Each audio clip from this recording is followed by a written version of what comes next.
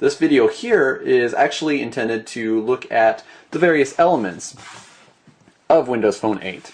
You know, what makes it different, and what are some of the unique features that we can see on it, and what are some of the biggest changes that we have seen over Windows Phone 7.5, or Mango as they like to call it.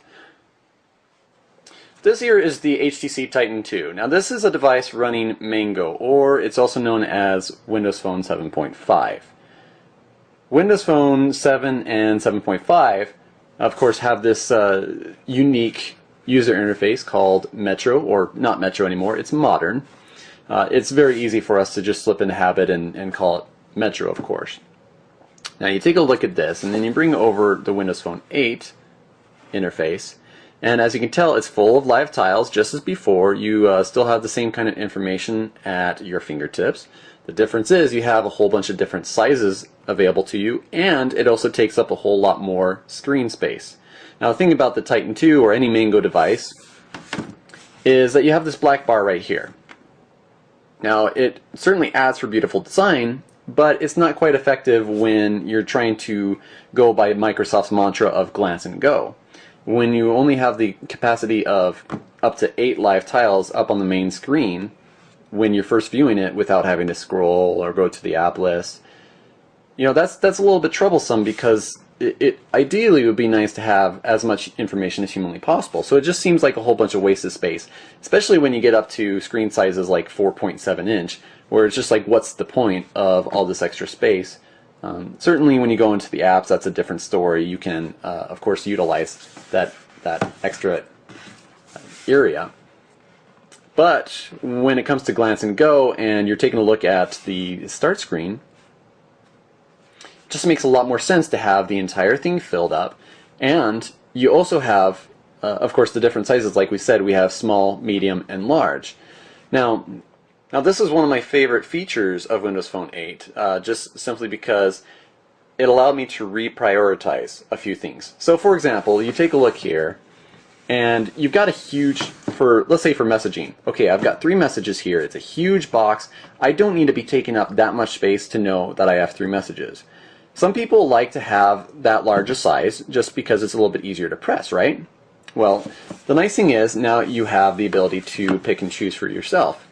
So, for example, my messaging box on Windows Phone 8 is much smaller, so I still see the 3 perfectly easy when it comes out.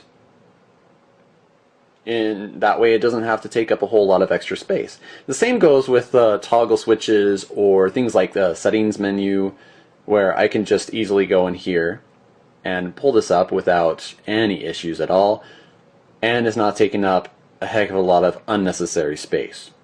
So what's great is now I can actually use all that extra space for stuff that makes more sense. So a live tile such as CNN down here, I can see the entire headline if I have it open to basically the entire width of the phone. Developers can take advantage of this, of course, where you're required to have the medium and small sizes as a developer, so that way people can pick and choose, but you can also have the option of going with a large size tile. Now what you do, of course, you long press the live tile, it starts hovering over the rest of the tiles, and you have this little arrow here. You just press it and it allows you to resize it and move it around however you'd like. Nothing to it. Same with, let's say, Score Center. I can bring that out there. Don't think I have any scores in there at the moment, so that's kind of boring. And it's still just as easy, without having that extra black bar, it's still just as easy for me to swipe over. And of course that little telltale arrow that shows you, hey, there's something to the right here, is down there at the bottom right. Okay, so now I have all of my different apps, and essentially this part is all the same. There's nothing new here in terms of user interface, and frankly you go throughout the rest of the phone and most of it is going to be incredibly similar. So we won't go into a lot of detail about the various changes to the UI itself, because honestly Windows Phone is certainly the same kind of experience. So what you saw in Windows Phone 7 is ultimately what you're going to get on Windows Phone 8, just a little bit improved. in terms of what kind of features are offered and things like that. Now we're going to take a look at the lock screen, which is also a bit different. Date and time and all the icons up here are all the same. Ultimately, you have the same icons down at the bottom that give you a number. Say, for example, you have one email here, one text message, one missed call, that kind of thing. But here's a few differences. Here in this section, where it used to be that only calendar appointments, your next calendar appointment would show up, now you have the choice. You don't have to go with the calendar appointment, you could go with your most recent email address. So in this case, I got a message from, well, me. Because, let's face it, it's late on a Friday night, nobody's emailing me, so I just sent myself one for the purpose of this video. So hey, check out this Windows Phone. So I can get a little idea of what the most recent message is, and I can say, okay, well, I want to go in and check it out. Now, beyond that, down here where you have the notifications, that's still all the same, except now you can customize exactly what goes there. So let's go in here, lock screen. So here you have 5 different areas, and I have chosen for mine the my most popular inbox, how many missed calls I have, messages. Here's my less popular inbox, and also I have Facebook here. Now this is a very important thing to point out, is that these the first 4 are basically for a certain set of applications. Like you can only have one app from a third-party developer taking up space for notifications at the bottom of your lock screen.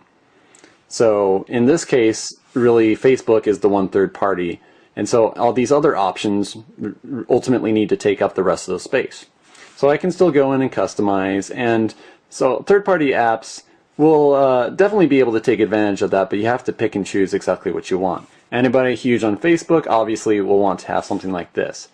Now in terms of the detailed status, where the calendar notification used to be, now you can choose Gmail as well as a whole bunch of other options. So you're really not restricted as much to the kinds of details that you can see. So that's quite nice to have that handy. Another thing that you noticed here is that this has some clouds and the weather up on top. Now this is part of the live wallpaper that you've probably heard a little bit about with Windows Phone 8.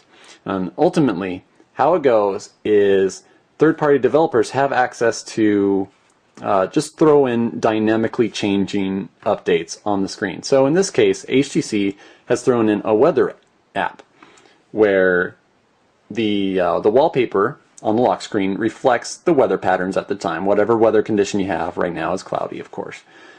So that would change if it's raining or whatever.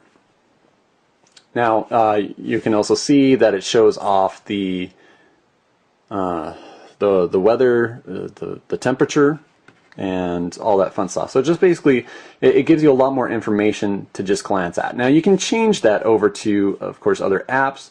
So we go back here into the lock screen, and so for the background, we could have it be several things. We could have it be Groupon, Facebook, Bing photo of the day, for example, CNN headlines, so whatever the breaking news is at the time, that would show up on your lock screen. Kind of cool.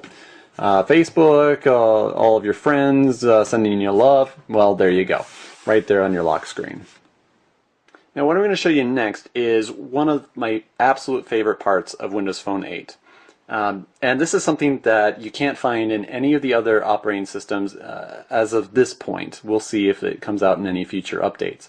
But as of right now, me doing this video, Windows Phone 8 has come out with an option for a guest user account. So now you can have more than one user. And this comes in really handy if you're a parent, you have kids, that you don't want them getting into your stuff and like just messing with your email, deleting a whole bunch of old messages, and tweeting out all sorts of gobbledygook. So what you can do now is you can set up what's called the Kids Corner, where instead of swiping up, you're swiping to the right. So in this case, I have it for the kids. Of course, it can also be for all of your frat buddies if they like to get into your phone and start messing with it. Well, now they're not able to, because you can set up a password so they can't get into your account, and they can just go into this guest user account. Right now, for my kids, I've set it up with a whole bunch of different games, so that way if they ever get a hold of my phone, they can just swipe to the right, swipe up, and boom, here they are. They still have the ability to customize, and they can choose colors, and ultimately that's all they can customize, frankly, because it's pretty restricted. Calculator, well, my kids are probably never going to use that, but hey, I just threw it in there for video purposes. So now they can go in and just play whatever games they want, no problem. And then when they're done and I'm ready to use it, then I can go up and all I have to do is just pop in my password and I'm back into my own. So how this works is there's actually, let's see where it is. There's a live tile, and there's also an area in the settings where you can get this.